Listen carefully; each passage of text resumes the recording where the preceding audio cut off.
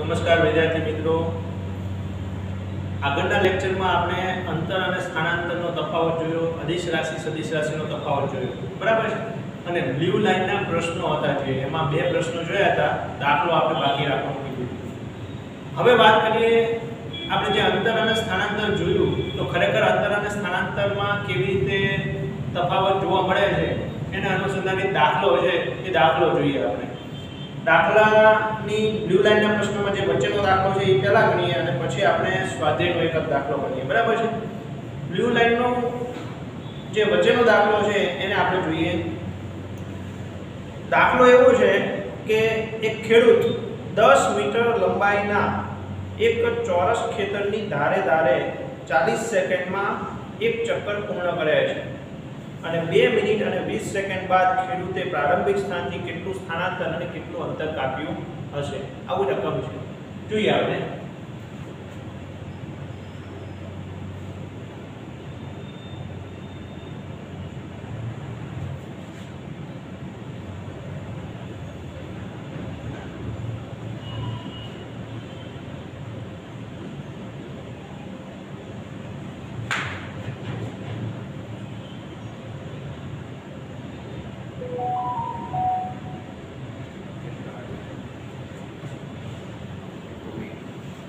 એક ખેડૂત 10 મીટર લંબાઈનું ચોરસ ખેતર, સમજો 10 મીટર લંબાઈનું ચોરસ ખેતર છે,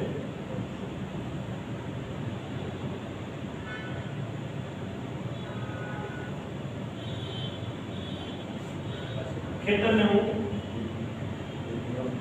A B C અને D નામ આપી દઉં છું। 10 મીટર લંબાઈ છે, मतलब एक बाजूની લંબાઈ 10 મીટર હોય અને ચોરસ ખેતર કીધું હોય તો ચારે બાજુની લંબાઈ કેટલી હોય?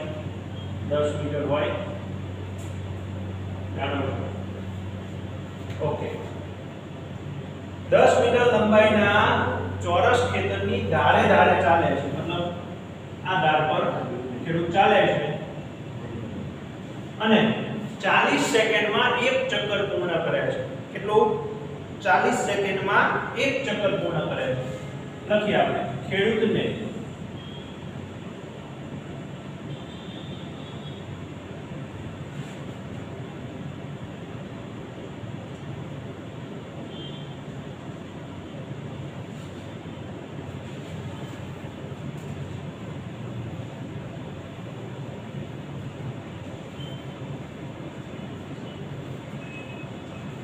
ખેડૂતને એક ચક્કર પૂર્ણ કરવા માટે લાગતો સમય કેટલો છે? 40 સેકન્ડ છે। હવે 40 સેકન્ડમાં ખેડૂત અંતર કેટલું કાપે છે? એક ચક્કર પૂર્ણ કરવું, મતલબ માની લો કે A થી ચાલવાનું ચાલુ કર્યું, B C D અને ફરી પાછો A પહોંચી ગયો, તો કુલ કેટલું અંતર કાપ્યું કહેવાય? ચોરસની પરિમિતિ જેટલું, બરાબર છે? 10 મીટર 10 મીટર 10 મીટર અને 10 મીટર આટલું ચાલ્યો 40 સેકન્ડમાં। તો એક ચક્કર પૂર્ણ કરતા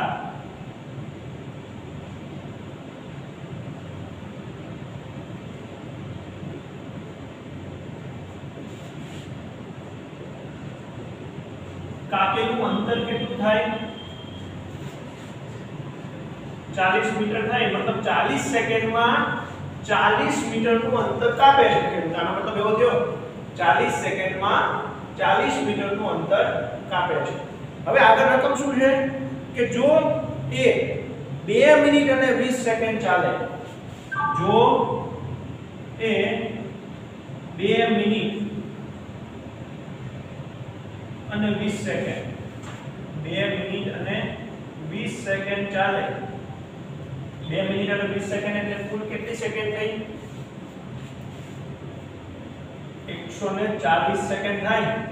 2 મિનિટની 120 અને બીજી ઉપર 20 એટલે 2 મિનિટ અને 20 સેકન્ડ મતલબ 140 સેકન્ડ ચાલે તો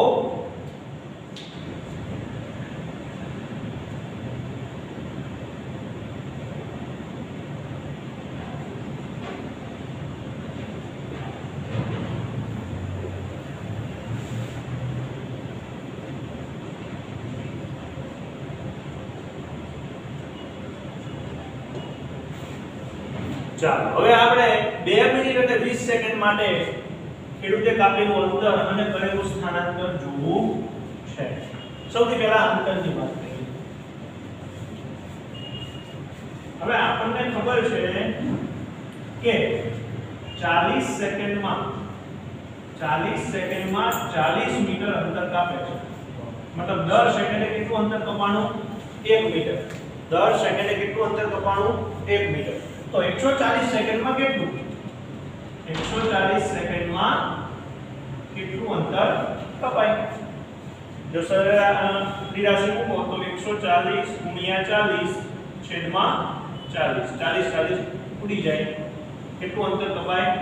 140 મીટર અંતર કપાય. ચલો આ મળી ગયું મને કે કાપેલું અંતર કેટલું છે? તો કે 140 મીટર. કેટલી સેકન્ડમાં? 140 સેકન્ડ. 2 મિનિટ અને 20 સેકન્ડમાં ખેડૂતે કાપેલું અંતર આપણે લખીએ નીચે 2 મિનિટ અને 20 સેકન્ડમાં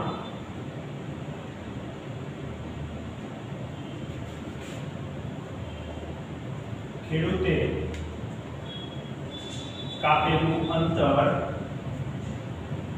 140 મીટર થાય. લખી શકીએ 2 મિનિટ અને 20 સેકન્ડમાં ખેડૂતે કાપેલું અંતર 140 મીટર થાય. ચલો હવે સ્થાનાંતર કેટલું કર્યું?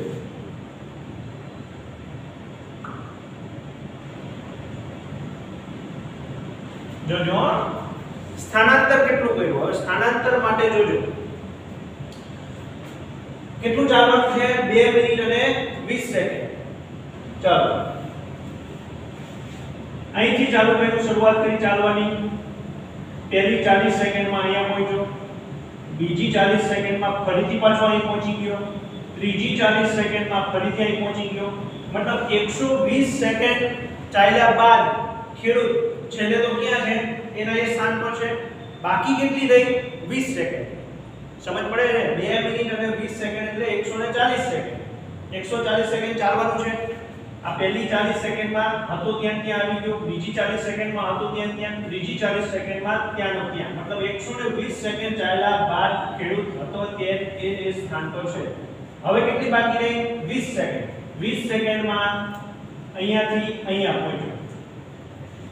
મતલબ 140 સેકન્ડને અંતે ખેડૂતે કરેલું સ્થાનાંતર કેટલું? તો કે પહેલા અહીંયા હતો, આ પ્રારંભિક સ્થાન થયું, અને 140 સેકન્ડના અંતે ખેડૂત ક્યાં છે? અહીંયા છે. તો પ્રારંભિક અને અંતિમ સ્થાન વચ્ચેનું અંતર લઘુત્તમ અંતર. લઘુત્તમ અંતર કયું થાય? આમ ફરીના હોય લઘુત્તમ અંતર ન કહેવાય. નાનામાં નાનું અંતર સીધી રેખાનું એ નાનામાં નાનું અંતર કહેવાય. બરાબર છે? તો લઘુત્તમ અંતર કેટલું થાય છે? આટલું થાય છે. મતલબ એને સ્થાનાંતર કેટલું કર્યું? 80 જેટલું સ્થાનાંતર કર્યું એવું કહેવાય. તો અહીંયા લખીએ અહીં ખેડૂતે 140 સેકન્ડને અંતે કરેલું સ્થાનાંતર 80 જેટલું થાય. ચલો આટલું સ્થાનાંતર થાય. હવે 80 નું માપ જો મને મળી જાય તો ખેડૂતે કરેલું સ્થાનાંતર મળી જાય. હવે 80 નું માપ કેવી રીતે મેળવવું? તો આગળ આપણે વાત થઈ હતી કે ચોરસના ચારે ખૂણા કેવા હોય? કાટખૂણા હોય. મતલબ આ A, B અને C જે ત્રિકોણ બને છે એ કેવો ત્રિકોણ કહેવાય? કાટકોણ ત્રિકોણ કહેવાય. A, B અને C એ કેવો ત્રિકોણ કહેવાય? કાટકોણ ત્રિકોણ કહેવાય. કાટકોણ ત્રિકોણમાં બે બાજુના માપ આપ્યા છે આપણને. તો આ લખીએ અહીં ત્રિકોણ ABCA કાટકોણ ત્રિકોણ હોવાથી, હવે કાટકોણ ત્રિકોણ હોય અને બે બાજુના માપ આપ્યા હોય તો પાયથાગોરસ ના પ્રમેય પ્રમાણે આપણે ત્રીજી બાજુનું માપ મેળવી શકીએ છીએ. હોવાથી પાયથાગોરસ પ્રમેય અનુસાર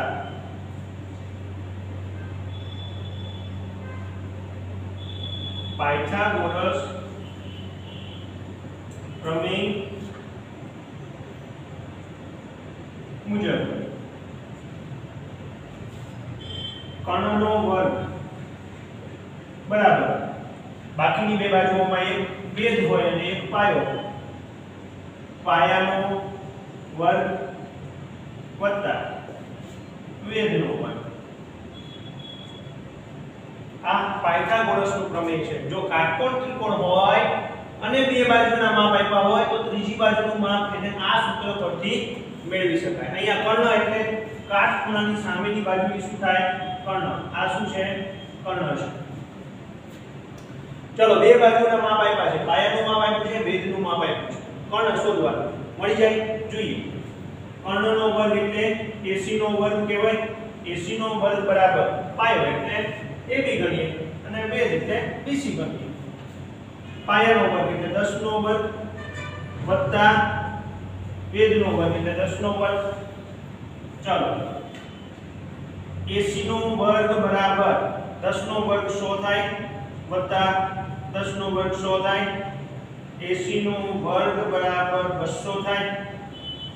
આ તો AC ના વર્ગ બરાબર મેળ. મારે શું જોઈએ છે? AC નું માપ જોઈએ છે.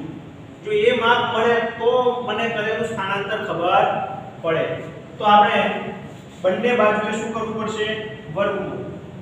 બંને બાજુ વર્ગમૂળ લેતા આ બાજુ વર્ગમૂળ લો તો AC ના વર્ગનું વર્ગમૂળ AC થાય. 5 નો વર્ગ હોય તો 5 નો વર્ગનું વર્ગમૂળ શું થાય? તો આપણે પહેલા 5 નો વર્ગ 25 કરી દઈએ, 25 નું વર્ગમૂળ કરીએ તો શું થાય? 5. મતલબ વર્ગ ને વર્ગમૂળ ઉડી જાય, મૂળ સંખ્યા વધે છે. સમજ પડે? તો AC ના વર્ગનું વર્ગમૂળ શું થાય? તો AC ના વર્ગનું વર્ગમૂળ AC થાય. અને આ બાજુ વર્ગમૂળ શું થાય? 200. હવે વર્ગમૂળ 200 નું વર્ગમૂળ નીકળે નહીં, પણ એને આપણે આવી રીતે લખી શકીએ વર્ગમૂળમાં 100 * 2. 100 નું વર્ગમૂળ નીકળે 10 થાય અને વર્ગમૂળમાંથી બહાર નીકળી જાય, વધે કોણ? વર્ગમૂળમાં 2. તો AC નું માપ શું મળે? AC બરાબર 10 વર્ગમૂળમાં 2 મીટર. મતલબ આ માપ મળ્યું મને 10 વર્ગમૂળમાં 2 મીટર. એટલે ખેડૂતે 140 સેકન્ડને અંતે કરેલું સ્થાનાંતર કેટલું થાય? 140 સેકન્ડને અંતે કરેલું સ્થાનાંતર 10 વર્ગમૂળમાં 2 મીટર થાય. ભલે ચાલે છે 3 રાઉન્ડ આખા, પણ મૂળ તે એની એક જગ્યા પર પાછો આવે છે એટલે સ્થાનાંતર 0 છે. છેલ્લી 20 સેકન્ડમાં અહીંયા પહોંચે છે અને પ્રારંભિક સ્થાન અને અંતિમ સ્થાન વચ્ચેનું નાનામાં નાનું અંતર સ્થાનાંતર ગણાય. એટલે ભલે શરૂઆત એને ત્યાંથી કરી હતી, પણ છેલ્લે એ અહીંયા છે. એ બે વચ્ચેનું નાનામાં નાનું અંતર આ મળે અને આનું માપ આપણે મેળવી દીધું. તો આવી રીતે આપણે અંતર અને સ્થાનાંતર મેળવી શકીએ છીએ. અંતર એટલે જેટલી વાર આટા પડ્યા છે એ દરેક વાર કાપેલું અંતર પ્લસ થાય. અને સ્થાનાંતર તો કે મૂળ જગ્યા પર પાછા આવો તો સ્થાનાંતર 0 ગણાય. સમજ પડે? આ છે સ્થાનાંતર અને અંતર વચ્ચેનો તફાવત. આવો ને આવો એક દાખલો સ્વાધ્યાયમાં પણ છે. જોઈએ આપણે સ્વાધ્યાયનો પહેલો દાખલો છે. જો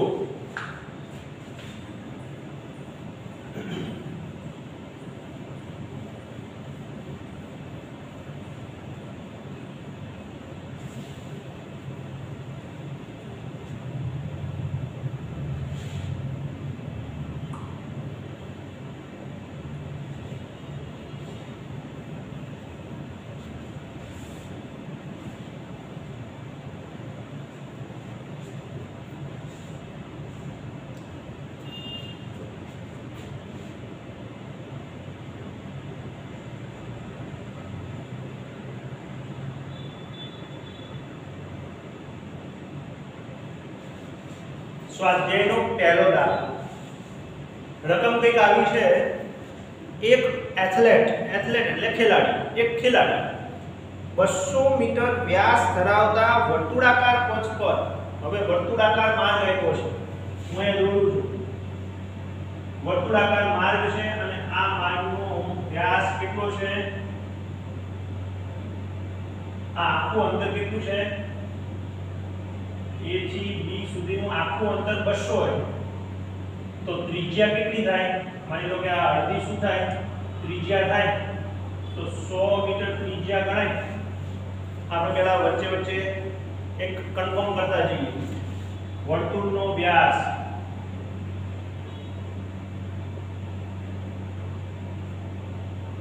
મીટર છે અને તેથી ત્રિજ્યા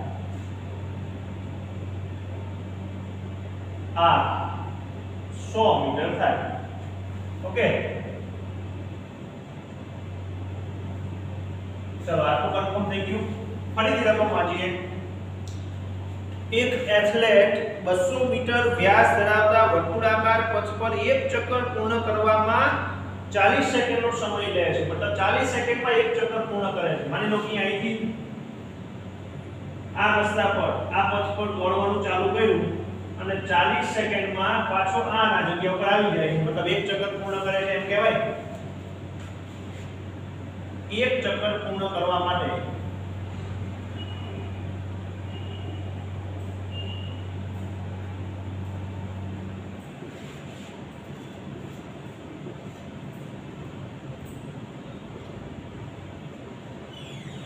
એક ચક્કર પૂર્ણ કરવા લાગતો સમય 40 સેકન્ડ છે.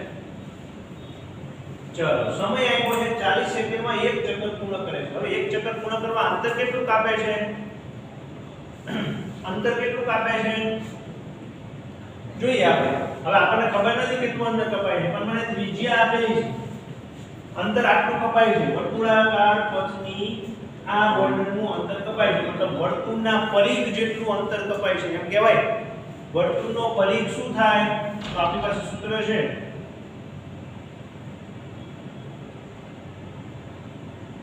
એક ચક્કર પૂર્ણ કરતા આપણે પહેલા લખી દઈએ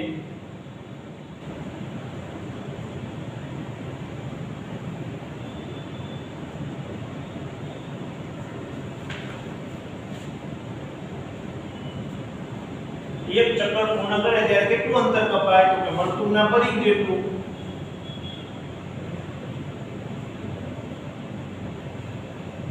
હવે વર્તુળનો પરિઘ કેટલો છે એ જાણતા નથી, તો આપણે સૂત્ર છે આપણી પાસે એક, તમે જાણો છો, વર્તુળનો પરિઘ બરાબર 2πr.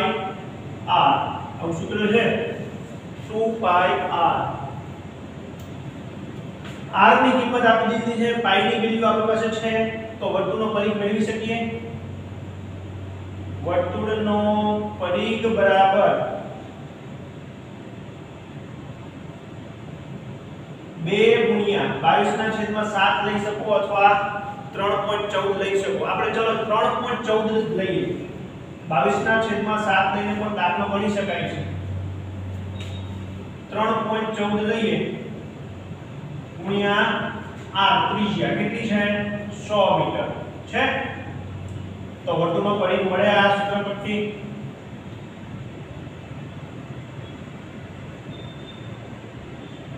વર્તુળનો પરિઘ બરાબર 2/314 કરીએ તો છેદમાં 100 આવશે ગુણ્યા 100.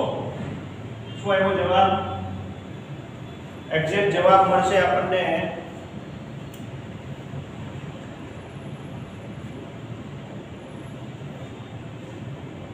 628 મીટર.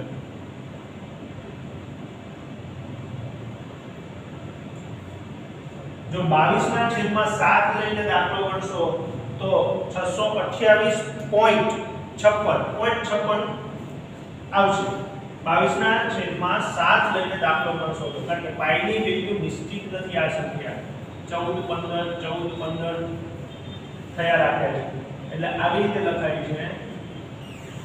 આપણે ખાલી 3.14 લખીએ છીએ, બરાબર છે? એટલે એટલો ડિફરન્સ આવે 628 મીટર. જો 22/7 લેશો તો 628.56 મીટર આવશે. પણ ચાલશે, આપણે 3.14 લઈએ કે 22/7 લઈએ, બંને જવાબને વેલિડ ગણશું. વર્તુળનો પરિઘ આટલો મળી ગયો, મતલબ 40 સેકન્ડમાં કપાતું અંતર 628 મીટર છે. એટલે કે એક ચક્કર પૂર્ણ કરે ત્યારે કેટલું અંતર કપાય? આટલું અંતર કપાય. હવે આગળ રકમ શું છે કે જો કે 2 મિનિટ અને 20 સેકન્ડ ચાલે. 2 મિનિટ અને 20 સેકન્ડ એટલે 140 સેકન્ડ ખબર છે આપણને. ચાલે મતલબ દોડે, ચલો દોડે તો કેટલું અંતર તથા કેટલું અંતર તથા કેટલું સ્થાનાંતર કરે જોઈએ 2 મિનિટ અને 20 સેકન્ડ ચલો 2 મિનિટ અને 20 સેકન્ડ એટલે 140 સેકન્ડ થાય 140 સેકન્ડ હવે આપણને ખબર છે કે એક ચક્કર પૂર્ણ કરવા માટે 40 સેકન્ડમાં એક ચક્કર પૂર્ણ થાય છે તો 140 સેકન્ડમાં કેટલા ચક્કર પૂર્ણ થાય તો શું જવાબ આવશે 140 ગુણ્યા 1/40 જવાબ મળશે 3.5 ચક્કર સીધી જ ખબર પડે કે 40 સેકન્ડ આ એક ચક્કર બીજી 40 માં બીજું ત્રીજી 40 માં ત્રીજું 3 આખા અને 20 સેકન્ડમાં આટલું એટલે 3.5 ચક્કર કાપે છે 140 સેકન્ડમાં હવે આપણને એક ચક્કરે કેટલું અંતર કપાય છે અંતર શોધીએ છીએ ને સૌથી પહેલા અંતર શોધવાનું છે ને આપણે અંતર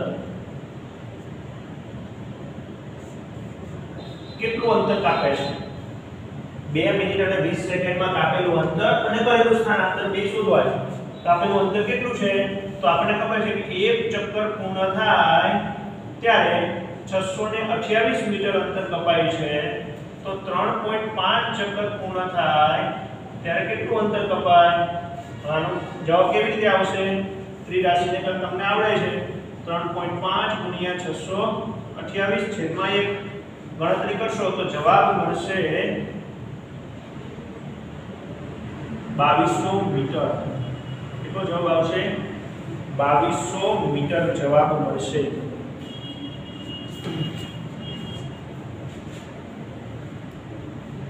અને પેલામાં મળશે 2196 મીટર એટલે બે જવાબ વેલિડ જ ગણાશે જો તમે 22/7 લીધું હશે ને તો એ વખતે 28.56 વાળામાં આટલું મળશે એટલે બંને જવાબ આપણા વેલિડ જ છે 96 કે 98 એક છે ઓકે આ કરેલું અંતર આવ્યું કે 2 મિનિટ અને 20 સેકન્ડ એટલે 140 સેકન્ડમાં આટલું અંતર કપાય છે 140 સેકન્ડમાં કેટલું અંતર કપાય છે આટલું અંતર કપાય છે તો હવે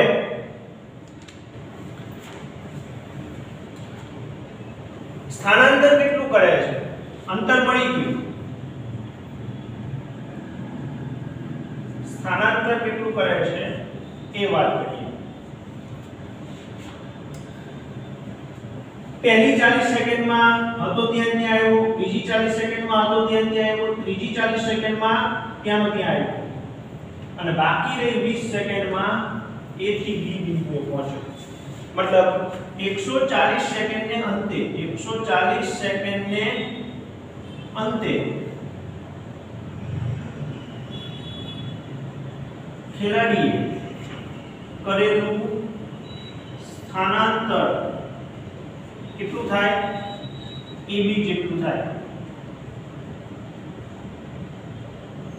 અહીંયા વ્યાસ શું છે AB તેથી AB એ व्यास होवाથી AB बराबर 200 मीटर मतलब करेलू स्थानांतर 200 मीटर થાય કારણ કે 140 સેકન્ડ ના અંતે પદાર્થ અહીંયાથી અહીંયા પહોંચે છે મતલબ આટલું છેલ્લે રાઉન્ડ લાગ્યો પણ આપણે તો સ્થાનાંતર એટલે નાનામાં નાનું અંતર કયું મળે સીધી રેખા 200 મીટર સ્થાનાંતર કરે છે બરાબર છે આપણે આ તો આપણો દાખલો તો આવી રીતે આવા દાખલાઓ ગણી અને આપણે અંતર અને સ્થાનાંતર વચ્ચે શું તફાવત છે એ જાણી શકીએ છીએ ઓકે આવી રીતે આપણે અંતર અને સ્થાનાંતરના મૂલ્યો મેળવી શકીએ છીએ હવે આગળ જઈએ અહીંયા બ્લુ લાઈનનો અને સ્વાધ્યાયનો દાખલો પૂરો થયો હવે આગળ નવો એક ટોપિક મળીએ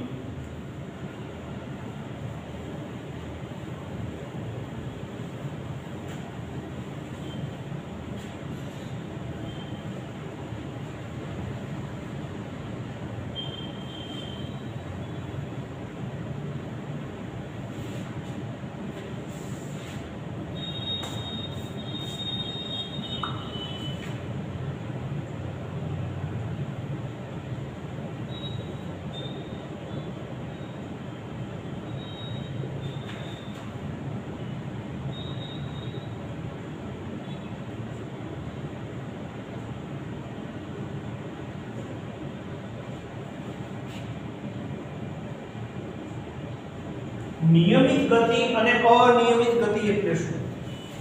નિયમિત ગતિ અને અનિયમિત ગતિ એટલે શું? નિયમિત ગતિ કોને કહેવાય? સમજો. નિયમિત ગતિ અને અનિયમિત ગતિ. સૌથી પહેલા હું નિયમિત ગતિની વાત કરું છું ખાલી.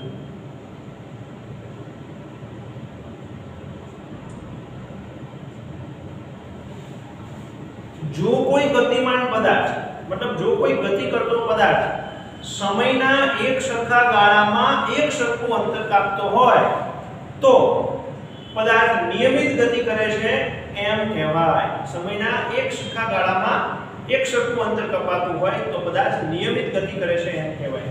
વ્યાખ્યા લખું છું. જો કોઈ ગતિમાન પદાર્થ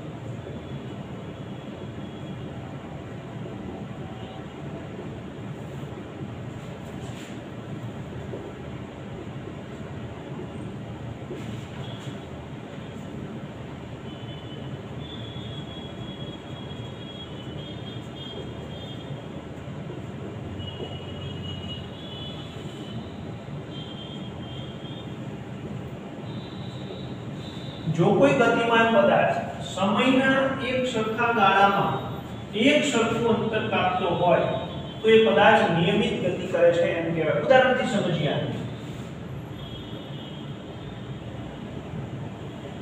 માની લો કે કોઈ પદાર્થને A થી D બિંદુ સુધી જવું છે. D બિંદુ સુધી કોઈ પદાર્થને A થી D બિંદુ સુધી જવું છે અને આ કુલ અંતર છે 120 કિલોમીટર અને આ કુલ અંતર કાપતા એને સમય લાગે છે 3 કલાક. પણ એમાં A થી B સુધી જાય એ દરમિયાન એ પહેલી કલાકનો સમય લાગે છે 40 કિલોમીટર અંતર કાપે છે. B થી C સુધી પહોંચે ત્યારે એને 1 કલાકનો સમય લાગે છે 40 કિલોમીટર અંતર કાપે છે અને C થી D સુધી જ્યારે પહોંચે છે ત્યારે 1 કલાકનો સમય લાગે છે 40 કિલોમીટર જ અંતર કપાય છે. મતલબ અહીંયા પદાર્થ સમયના એક સરખા ગાળામાં એક સરખું અંતર જાળવી રાખે છે. પદાર્થે કાપેલા અંતરમાં વધઘટ નથી થતી. પદાર્થ સમયના દરેક એક સરખા ગાળામાં એક સરખું જ અંતર કાપે છે. તો આપણે કહી શકીએ કે અહીં પદાર્થ નિયમિત ગતિ કરે છે એવું કહેવાય. આપણે આ ઉદાહરણ પણ શબ્દોમાં લખવું પડે કે પદાર્થ A થી D બિંદુ સુધી કુલ 3 કલાકના સમયમાં 120 કિલોમીટર અંતર કાપે છે. અહીં પદાર્થ પહેલી કલાકમાં 40 કિલોમીટર, બીજી કલાકમાં 40 અને ત્રીજી કલાકમાં પણ 40 કિલોમીટર અંતર કાપે છે. તેથી સમયના એક સરખા ગાળામાં એક સરખું અંતર કાપે છે અને તેથી પદાર્થ નિયમિત ગતિ કરે છે. બરાબર છે.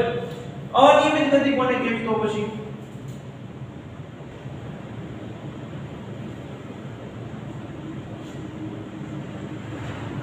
એકદમ સહેલું છે. આ પણ જે નિયમિત નથી એ બધી અનિયમિત ગતિઓ છે. વ્યવહારમાં બધા જ પદાર્થોની મોટાભાગના પદાર્થોની ગતિ કેવી છે? અનિયમિત છે. આપણે બધા વાહનોની ગતિ અનિયમિત કહેવાય. જોઈએ આપણે. જો કોઈ ગતિમાન પદાર્થ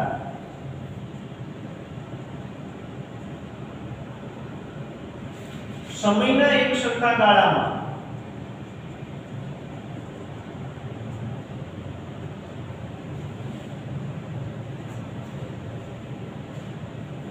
એક સરખું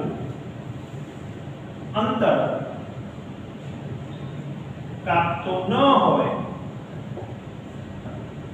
તો તે પદાર્થ અનિયમિત ગતિ કરે છે.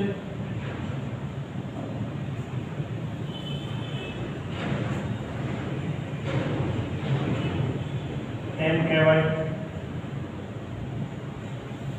જો કોઈ ગતિમાન પદાર્થ સમયના એક સરખો સમયનો ગાળો એક સરખો છે પણ પદાર્થ દ્વારા કપાયેલું અંતર એક સરખું છે નહીં તો એવા વખતે પદાર્થ અનિયમિત ગતિ કરે છે એવું કહેવાય. આ જ ઉદાહરણને આપણે એવી રીતે સમજવું છે. માની લો કે પદાર્થને A થી D બિંદુ સુધી જવું છે.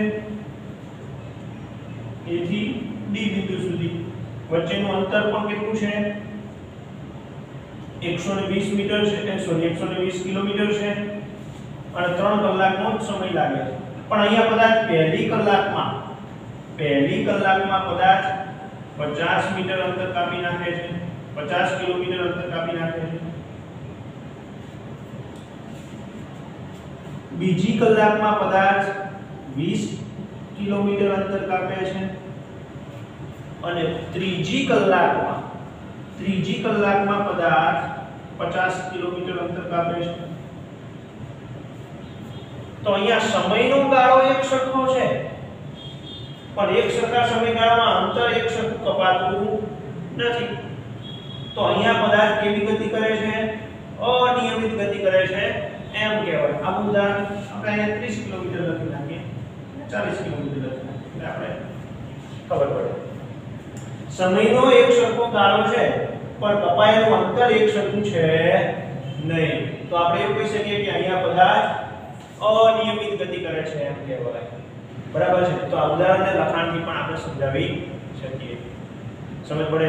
તો આવી રીતે નિયમિત અને અનિયમિત ગતિનો તફાવત ઘણી વખત પૂછાતો હોય છે. તફાવતના સ્વરૂપમાં નહીં પણ પ્રશ્નના સ્વરૂપમાં પૂછાય છે અને એકદમ સહેલો પ્રશ્ન છે, આપણે એને લખી શકીએ છીએ. ઓકે, તો અહીંયા વાત થઈ આપણી નિયમિત અને અનિયમિત ગતિ. તો આજનું લેક્ચર અહીંયા સુધી રાખીએ છીએ આપણે. બરાબર છે? અંતર અને સ્થાનાંતરના તફાવતો, અદિશ રાશિ સદિશ રાશિના તફાવતો, બ્લુ લાઇનના પ્રશ્નો, એના અનુસંધાનિક દાખલાઓ અને છેલ્લે નિયમિત અને અનિયમિત ગતિઓ અહીંયા સુધી આપણે રાખીએ છીએ. હવે નવા લેક્ચરમાં આપણે નવા ટોપિક સાથે ફરી મળીશું. નમસ્કાર.